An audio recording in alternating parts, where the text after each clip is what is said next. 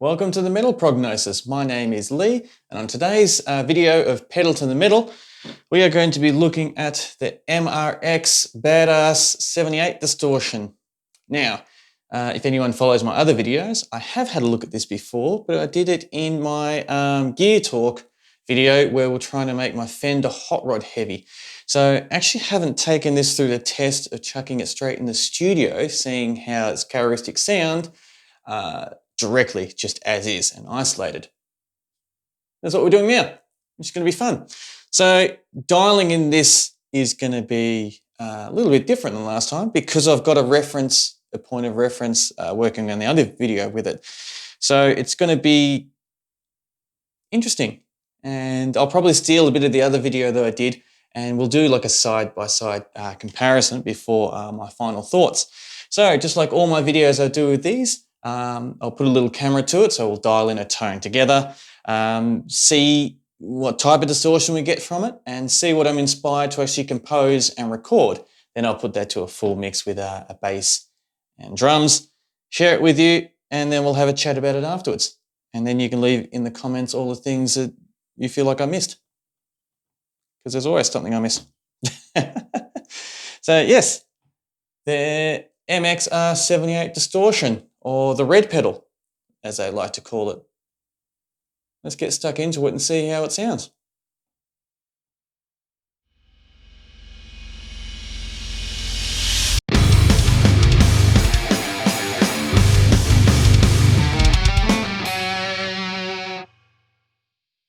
Now that I have everything set up, I've got the pedal ready to go, and here is the clown. Here is the clean tone that I'm getting.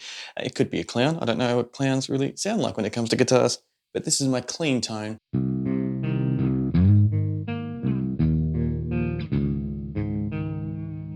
That I'm getting from my guitar.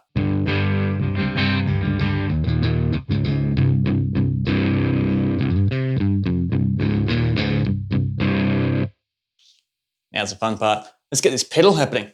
So, I'll leave the crunch off for now because I remember the crunch was awesome when we chucked it on with the Fender. So I'm going to leave that off. Yeah, well, screw it. It's going to leave everything at around 12 o'clock. And let's see what we get.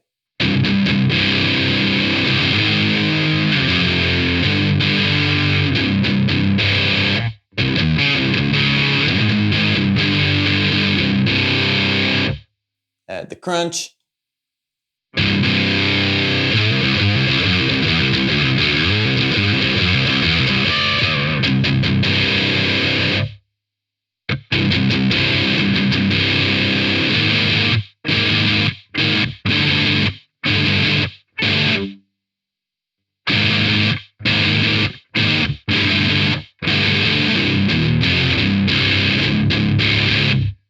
I got my tone searching face back on again.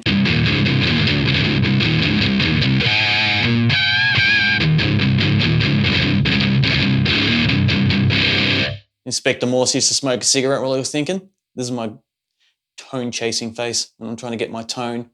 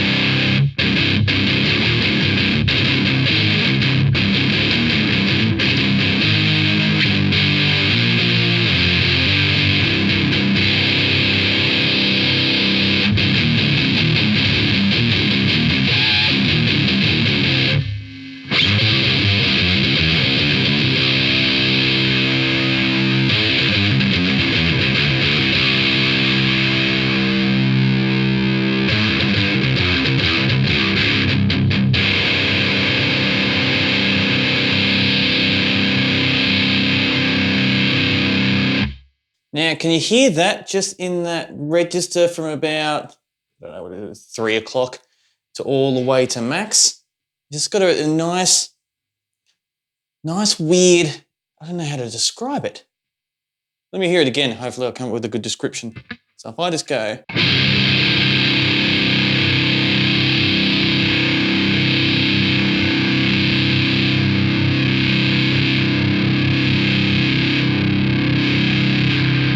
So it kind of gives this extra little boost just at that top end there.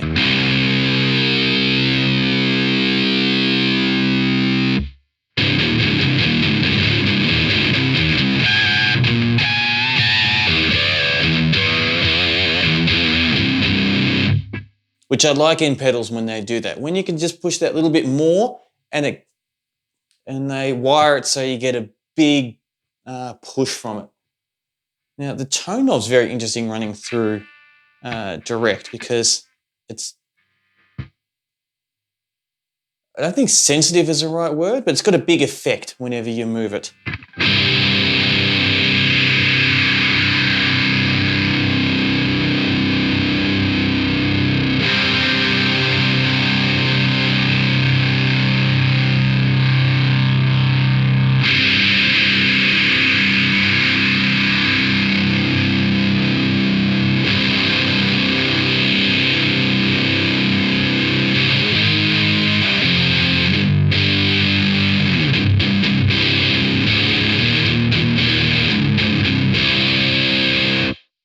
I don't know if you can see or not, but the wave files that I'm capturing while mucking around just with the tone knob was really giving it a lot more volume out of it. So it's not just a tone shaper, it's actually boosting up, what's the right way to describe it? So it doesn't just add it to the mix, so to speak. What's a really good word? Can't think of the best way to describe it. So think of it like if you add cordial to water. It changes the color of the water, and it's like, yeah, it's different now. Where this one actually acts more like frothing like milk. So when you froth it for either a soy latte or something like that, you can really see it add to the overall effect of the drink, rather than in cordial where you just see the color change. So this is definitely more of a latte effect where it really pushes everything up louder.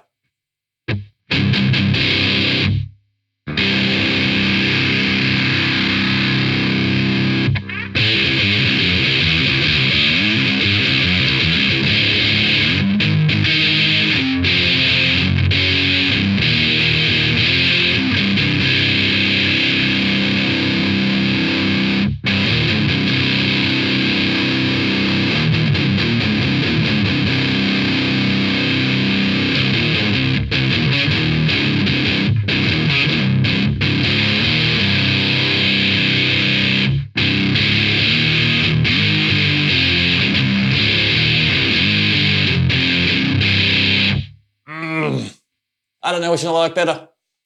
Do I like it more pushed towards there, or do I prefer it more at 12 o'clock, which is directly straight up?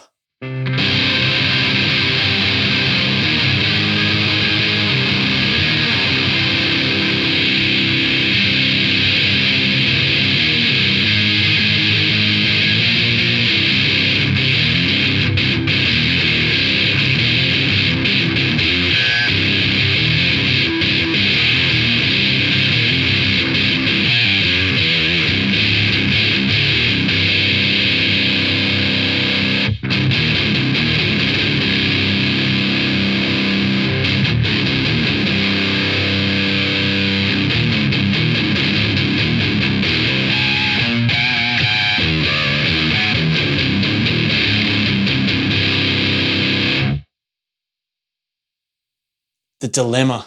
I don't know which one I prefer.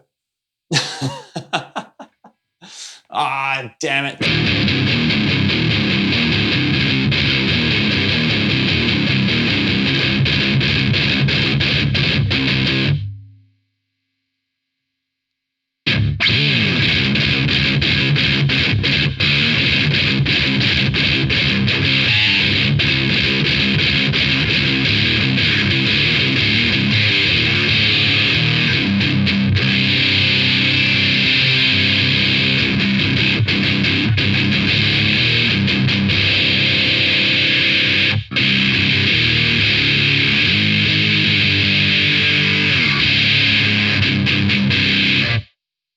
I think having it higher, I think it kind of muffles the distortion too much.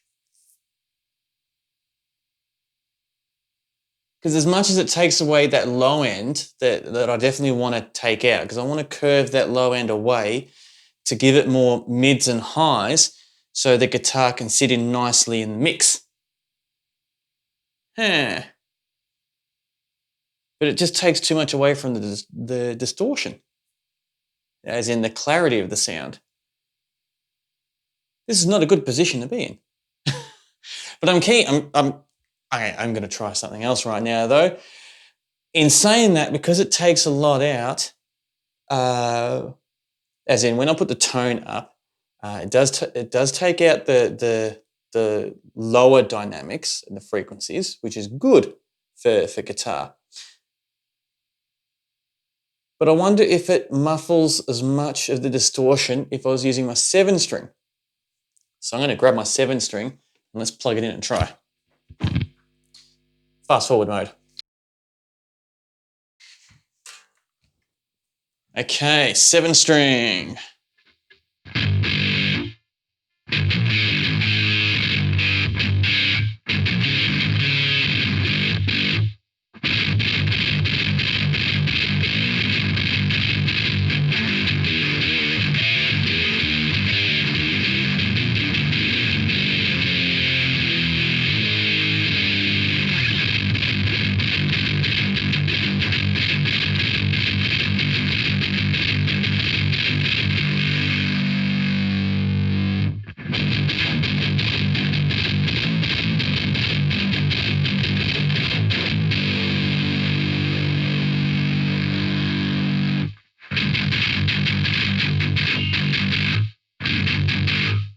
No.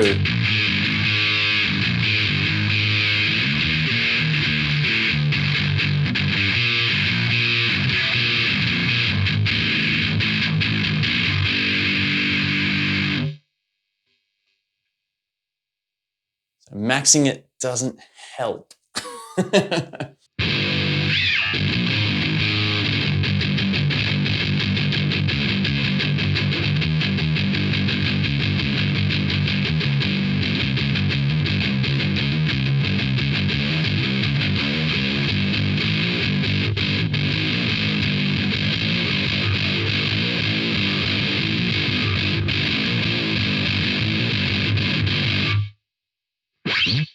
So that's what the 7-string sounds like with it. First impressions, I'm not that sold on it with the 7-string, but I wasn't expecting to be. So I'm going to go back into fast forward mode and get the other guitar happening again. All right, snuck in a quick drink and got the 6-string happening again. So let's try with the crunch now, because I don't think we've tried this with the crunch.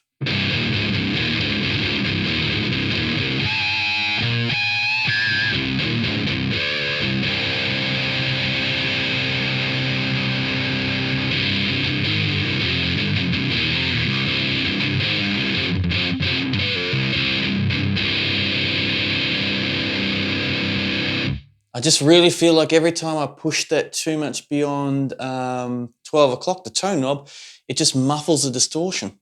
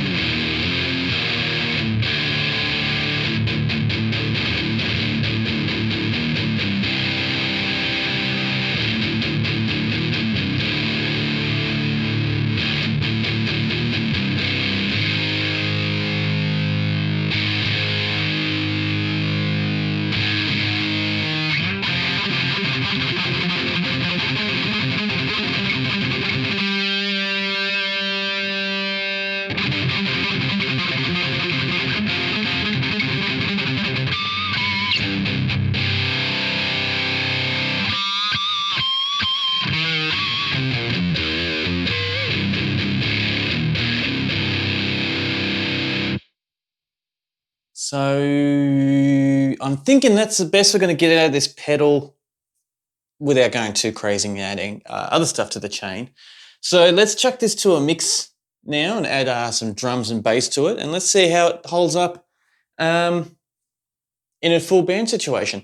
So I'm going to take the next 10 minutes just to doodle around on the guitar a bit, come up with a little jamming song, record it, share it.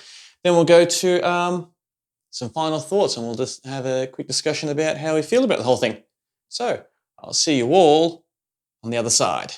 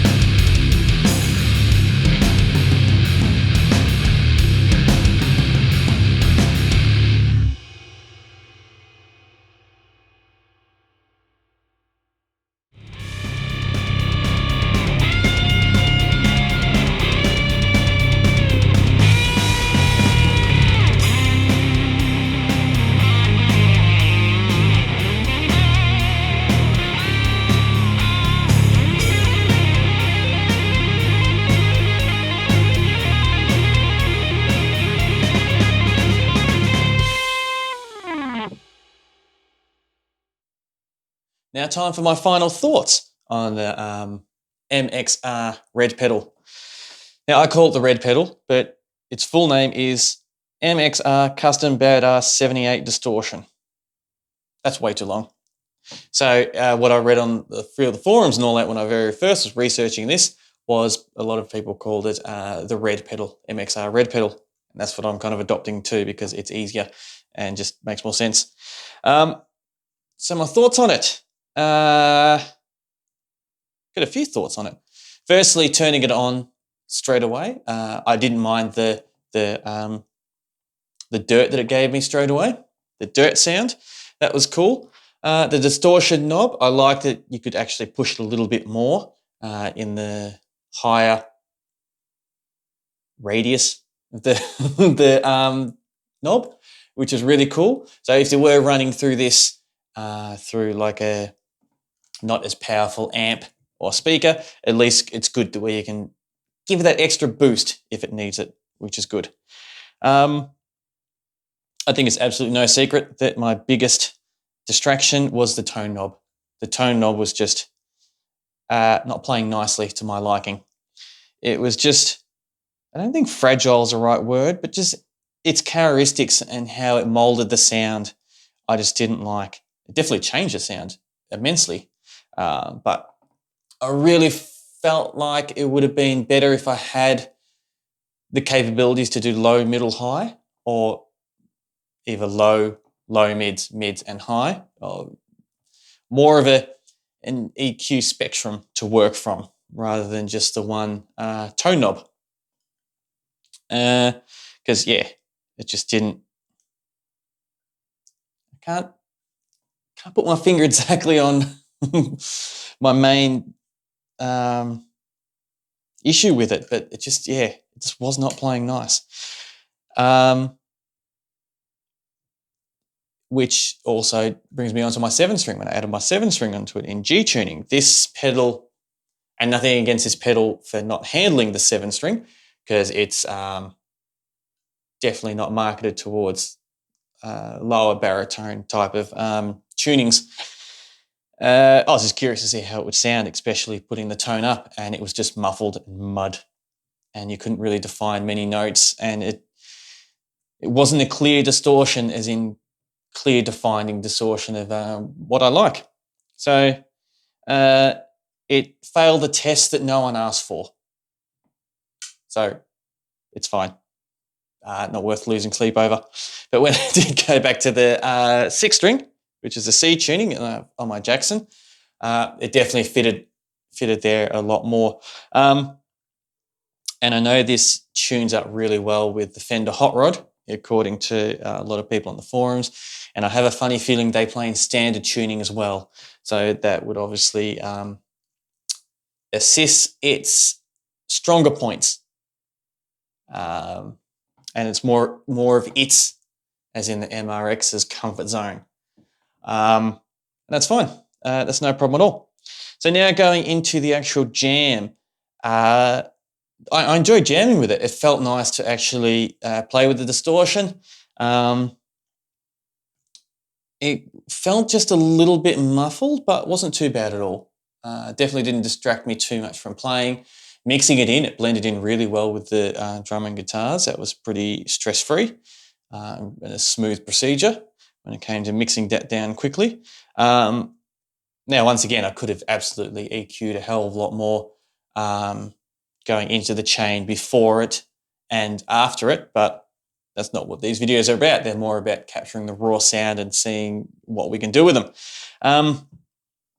So in saying that, yeah, it definitely inspired some really cool metal, and I could play fast because I felt like the notes were defined enough where I could play some more faster picking techniques. Where when I hooked this up to my Fender Hot Rod, and if you haven't seen that video, that's the Can I Make My Fender Hot Rod 2, it was my second take of doing it with this pedal. That definitely was more of a laid-back rock, hard rock type of push, because I definitely didn't get the vibe of being able to play fast and a little bit more aggressive compared to the video I did today, which I did feel like I could go a little bit aggressive, so I did, because anything inspires that is good in my books. So was it a perfect pedal? Look, it wasn't perfect, but it definitely did really good for what it is. Very different tones compared to the Fender, hooking it up to the Fender Hot Rod, and it was really interesting listening to it going back and forwards. And it really makes me kind of not really appreciate, but notice with the Fender Hot Rod how much more I used its EQ and presence attributes to its amp compared to the limitation I had just on this one knob here going in direct. So yeah, interesting because they both worked better under different circumstances for different things. So I hope you find that interesting, because I definitely do. Thinking about it now, as in like I'm kind of talking out my thoughts as I'm remembering how I did everything and what happened. But yeah, MXR red pedal actually works pretty good going direct in. So yeah, if a band brought this to the studio and said I want to use this pedal to record my EP or my album, yeah, I'd be absolutely confident in getting a good tone out of it pretty easily for them. That's no problem at all. But like all my videos, I'm keen on your thoughts. What did you think about how I dialed this in, how I came up with the sound? How did you feel when I put it in the band mix, having them left and right? How did you feel when I added the 7-string? Do you think I should have invested a little bit more time in that, or I gave it too much time? Because that's one thing I definitely noticed, and I'm going to notice this a hell of a lot more editing this video and putting it together, and how much time I did spend actually jamming and dialing in a tone compared to how I've done it with other pedals. I definitely recall investing a little bit more time on the 7-string just to give you a little bit more time to digest it, because I definitely want to know your thoughts. And what are your thoughts with this compared to when I hooked it up with my Fender Hot Rod setup?